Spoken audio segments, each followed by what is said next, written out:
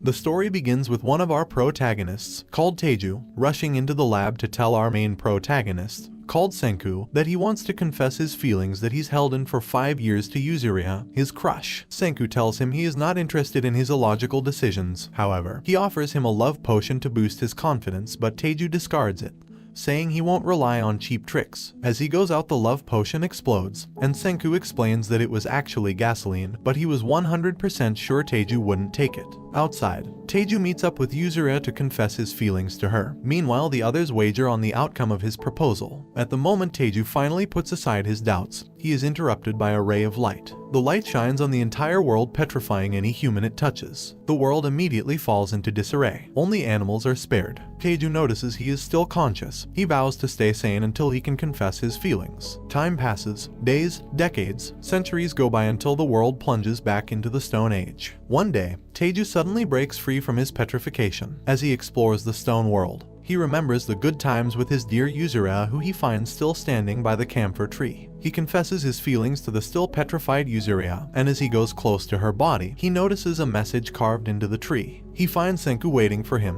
Senku explains to him that the date is October 5th, 5738. 3,700 years have passed since they turned to stone. Senku reveals he was counting seconds while being petrified until he broke free. He takes Teju to his base where they begin to invent tools for survival in the stone world. The next day, they go to a cave where Senku explains that the reason they were the first to wake up has something to do with the cave. Senku explains that the liquid dripping from the cave is nitric acid, which might be responsible for corroding their petrification. Senku has already started experimenting with the liquid but hasn't succeeded. They decide to make alcohol using wild grapes. Senku handles the brainy stuff while Teju does the manual labor. 3 weeks later, they have acquired alcohol, so they start distilling it. Senku's clay pot is not up to the task, so they take the slower approach. After a year, they succeed in creating a mixture which they use to depetrify a bird. Teju decides to revive Yuzuriha next with the fluid. He stops halfway, suddenly realizing she would be revived naked. He tries to take her petrified body back to their camp. However, on their way, a lion begins chasing them. The lions keep up with the chase, so Teju hands Yuzuriha's body to Senku in an act of self-sacrifice. Senku disagrees with his plan, so they continue their escape. Teju decides to use the revival fluid on a strong fighter so he can save them. The fighter, known as Shishio Tsukasa, breaks out of his petrification and defeats the lion with brute force. He tells them he'll protect them henceforth. Teju is glad to have a dependable comrade, but Senku has his doubts about their newfound ally. At the base, they introduce themselves to each other. Tsukasa volunteers to be the hunter of the team. His amazing hunting skill enables the team to eat better meat now. Senki tells the group they need calcium carbonate in order to move on with their advancement. He tells Teju to pick up seashells which they would crush to obtain its carbonate. Tsukasa narrates to Senku a childhood story where he was gathering seashells to make a necklace for his sick sister. He was beaten by a man who accused him of stealing the shells. After the story, he smashes the head of a petrified person. He tells Senku he must not revive the corrupt adults who would eventually taint their free paradise. Senku stops him, saying he is going to revive every single person in the world. Senku realizes that Tsukasa is bad news, so he plots to keep him under control by hiding the secret of the revival fluid. However, Teju runs in saying he has gotten a full pot of fluid from the cave. Senku has no choice but to tell Tsukasa about the cave. While he goes to the cave, Senku uses the opportunity to carry out the mixing, so Tsukasa doesn't see him do it. They quickly pour the processed revival fluid on Yuzuriha, but she doesn't depetrify instantly. Senku explains the science behind the fluid before Yuzuriha breaks out of the rock. Tsukasa comes back from his smashing spree to confront the group, who now take him as a murderer. Teju dashes to attack him, but Senku knows Tsukasa would kill him instantly, so he shoots an arrow between them. This disorients Tsukasa, who still manages to land a powerful hit on Teju. Tsukasa notes that Teju did not actually attack him, so he explains that he doesn't hurt people no matter what. Tsukasa is stunned by his words, so he tests him, threatening to kill Yuzuriha. Teju takes up her defense but collapses from the injury sustained by blocking Tsukasa's attack.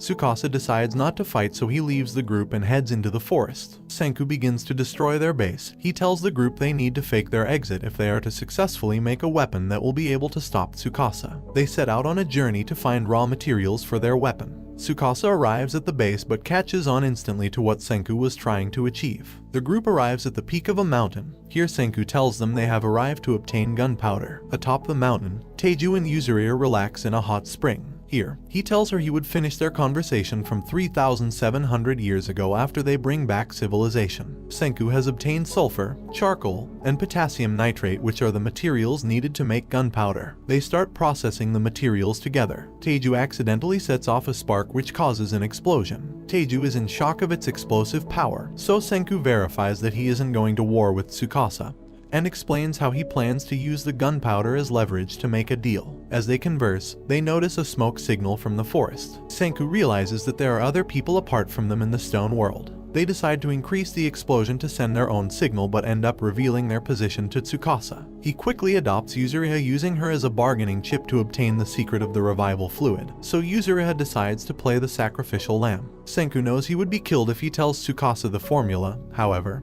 he tells him anyway. Tsukasa gives a condition to spare Senku's life if he swears to abandon science. Senku gets a flashback from his childhood. After observing his interest in science, his father sells his car to provide equipment for him. Senku begins trying out different experiments from a young age along with Teju. He even tried building a rock. Senku refuses Tsukasa's proposal. He tells him to make his death painless, so Tsukasa assures him that he'll crush his cervical nerve in one go. Teju runs to Senku's aid but is too late. As they sob, Tsukasa is wary that Teju would confront him in anger. Teju lifts a huge rock which he throws in the air to distract Tsukasa from Yuzuriha, who tosses the newly developed gunpowder. Their actions create a planned explosion. Tsukasa is unhurt by the explosion, but Teju and Yuzuriha along with Senku's body escape successfully. Teju tries different approaches to revive Senku but fails. He recalls a childhood memory. From the memory, he realizes that Senku would never actually sacrifice himself for anyone. Teju starts racking his head for clues. They recall that Senku was always cracking his neck all along. They take a look at his body and discover a petrified potion on his neck. The revival fluid is known to heal the areas that are petrified, so they apply some in hopes that it would heal his neck. In his death, Senku relives memories from when he woke up in the stone world. He started making tools to survive from scratch. He acquired sharp objects, ropes, made fire, made clothes, and a mini house for himself. Senku starts feeling the weight of his exhaustion, so he decides to look for a helping hand. He goes to dig up Teju's body. Then he begins looking for clues in order to undo the petrification. He surmised that there had to be an external factor that played a role in his revival, and so he discovers the cave flowing with nitric acid. He tries it on Teju, but the petrification doesn't break, so he began experimenting on birds and other humans. Back in the present, it's morning. Teju and Yuzuriha wake up to see that Senku has come back to life. They're excited to see him, and Teju almost breaks his back with a hug. Later, Senku explains to the others that since Tsukasa thinks he is dead, he intends to stay that way. He orders Teju and Yuzuriha to infiltrate his camp as spies. Senku explains that he will go to seek allies with the mysterious people that sent the smoke signal. Tsukasa encounters a lady. She attacks him instantly, although he doesn't have an issue blocking her attacks. She tells him she witnessed him capture Yuzuriha and kill Senku. Tsukasa realizes that she could pose a danger to his goals, so he makes a tree fall on her. Senku rushes to her location to find her trapped under a huge tree, so he begins crafting a pulley which he uses to lift the log off her and set her free. She introduces herself as Kohaku. She tells Senku she has taken a liking to him, but Senku quickly clears the air that he is not interested in relationships. At night, Senku notices that she is on guard. He tells her he wouldn't even think to assault a lioness like her in her sleep. However, Kohaku explains that it's already a habit of hers to be cautious. She tells Senku she would help him defeat Tsukasa by introducing him to more allies. The next day, she goes to fetch some hot spring water to deliver to her village. She hasn't recovered from her battle with Tsukasa, so Senku offers to help her. Surprisingly, he's not able to move the pot, so he makes a contraption to help them move the pot down the hill. They arrive at the entrance of the village. Senku is surprised that so many people are already living there. He is suddenly attacked by two boys but is shielded by Kohaku, who tells them that he saved her life. The boys, called Kinro and Jinro, explain that it's against the village rules to allow strangers in. Senku makes a lot of bubbles using soap, making the warriors are confused as they have never seen such a thing before. Chrome appears on the scene, introducing himself as a sorcerer. He figures out that the bubbles are no threat. He then confronts Senku in a duel of sorcery. Chrome makes a fire and begins his sorcery by changing its colors, but Senku isn't impressed by a simple flame test. Chrome moves on to his next party trick, where he rubs his hands on a ball of sulfur to create electricity. Senku takes the ball to create a higher voltage of electricity. He is impressed that Chrome was able to achieve so much without modern knowledge. Senku turns his shed into a new base. Inside, he discovers Chrome has picked out all sorts of minerals already. Senku boils some of the minerals and uses the outcome to coat Kinro's spear with gold. He catches on that Senku is trying to bribe him, but he turns him down. At the shed, Senku notices a lot of medicinal plants, and Chrome explains that it is all to cure Ruri, who is Kohaku's sister that's seriously ill. Senku explains to Chrome how the world worked before the petrification. So Chrome decides to cooperate if Senku can find a way to cure Ruri. In the village, news of Senku's arrival starts spreading. They tell Kohaku's father, the village chief, that it was Kohaku who brought in the stranger. Senku explains that he is going to make antibiotics that can cure almost any disease. He explains the steps necessary for them to be able to create the drug. The group heads into the river to collect iron sand using a magnet. Shortly after, a watermelon kid called Suika shows up to assist them. They welcome her as they need all the manpower they can get. After gathering the iron sand, Senku makes a furnace for melting it, and the group begins to blow in air intensely all night. The next day, their effort is wasted because their number could not generate enough heat needed to melt the iron. They decide to recruit more people to generate the necessary manpower. Suika is given the mission to head into the village to determine what would attract people. She returns to give her report, revealing that the pretty girls in the village want a boyfriend, and the village glutton is tired of eating grilled fish every day. On hearing this, Senku decides to cook for the villagers. They start processing millet, after which they are able to achieve millet flour. By adding eggs and other ingredients, Senku transforms the millet flour into ramen. The group enjoys their new meal, but Senku is disappointed by the result. However, they move on to make a food stall that attracts the villagers. Here, they serve the newly acquired ramen to everyone.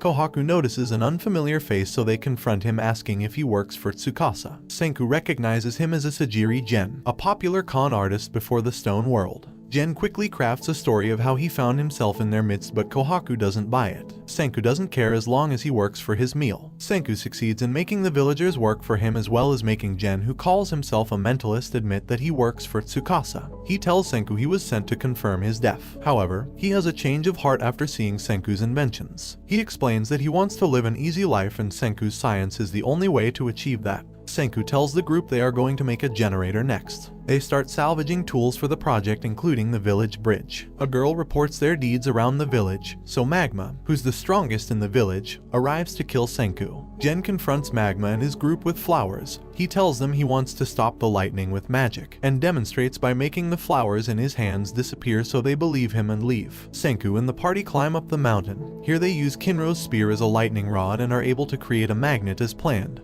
although at the expense of the rod which Kinro loved. They move on to construct copper plates, and with the magnet, they successfully built a generator. With Gen's help, they are able to recruit Kinro and Jinro to operate the generator. Senku climbs atop the shed, where he connects his copper wires with a bamboo leaf to create an Edison light bulb. The group discusses what to do with a Sajiri Gen. Senku explains that they have to find a way to make Gen report to Tsukasa that he is indeed dead. Gen has mixed thoughts on the issue. He recalls being revived by Tsukasa, and Tsukasa explains that his role is to investigate if Senku is still alive. Back to the present, Gen is attacked by some unknown men. The group rushes out to aid him, but discovers he succeeded in tricking his attackers into believing he died. While he is treated, Suika goes to investigate who the murderer was. She returns the next morning to tell the group the culprit was Magma. They realize that Magma mistook Gen for Senku, who is Kohaku's ally. She explains that the Grand Bout, which is a competition for choosing who would marry the village priestess to become the new chief, was approaching, so Magma is out for her head.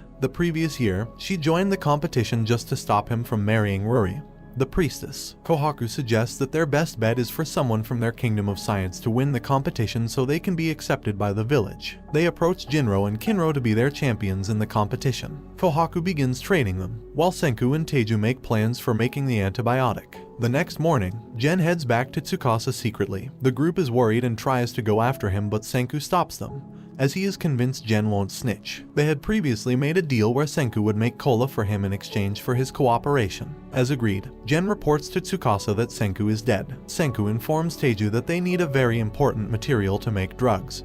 He explains that the material needed is glass. He mashes the watermelon on Suika's head, revealing her cute face, which changes drastically. She reveals she has bad eyesight and the watermelon mask makes it better. However, Senku understands her situation. He explains that making glass would remedy her situation. Senku leads the team to begin excavating for materials for making glass, quartz and sand. They mix the acquired sand with a bunch of materials they already have and successfully make glass. Senku does the refraction by polishing the glass until it is suitable for Suika. With her new glasses, she is able to see clearly for the first time. Kohaku continues training Kinro. She easily defeats him when she closes the distance between them. Jinro is aware that he has long-sightedness, but he tells him not to reveal his condition to anyone, saying warriors have no room for excuses. Senku moves on with his glass-making project, but they fail each time. Teiju brings a man to help with the delicate crafting. They make the old man, called Keiichi, watch their failed glass-making attempt, so he gets too excited and offers to help. With his help, they successfully make a lot of glasswares. Jinro and Kinro ask Senku to make them a gold and silver spear each. Senku agrees under the condition that they help him obtain an essential material. Senku makes the silver spear and leads the team to a hot spring area. He tells Jinro the spear is serving as a sensor. He has to notice when the tip turns black or they all die. They explore the area together with Jinro almost passing out from anxiety. Finally, they arrive at their destination, an emerald green spring that Senku explains to contain hydrogen sulfide and sulfur dioxide. Jinro gets enchanted by the spring but is saved in time by Kohaku before he inhales the poisonous gas. They notice how the birds that went close drop dead instantly. After witnessing the danger of sulfuric acid, back at the village, Kohaku volunteers to risk her life to get it. Senku stops her. He tells them a story where a man died instantly when he tried to tie his shoelace because the poisonous gas was below his knee level. He explains to her that she has no chance of survival no matter her speed. Senku tells the group they are going to make gas masks. After making the gas masks, he tells Chrome to stay behind in case the gas mask doesn't work and he ends up dying. Chrome disagrees with his plan, so they settle for a compromise. Senku has successfully made gas masks, so they head to the spring alone, leaving Jinro, who freaked out, behind. They arrive at the spring alone in one piece while old man Keiichi succeeds in giving Jinro a pep talk. He ends up making an extra mask for Jinro. At the spring, Chrome notices that Senku's equipment is damaged. He tries to reach out, but the ground under him caves in instead. He begins falling, but Jinro appears out of the blue to save him with his spear. He succeeds in pulling him out of danger, and the group successfully acquires sulfuric acid. And this brings the anime to an end. Comment if you would like a part 2. Don't forget to like and subscribe if you enjoyed, and turn on the notification bell so you never miss out on another video. Until next time, take care.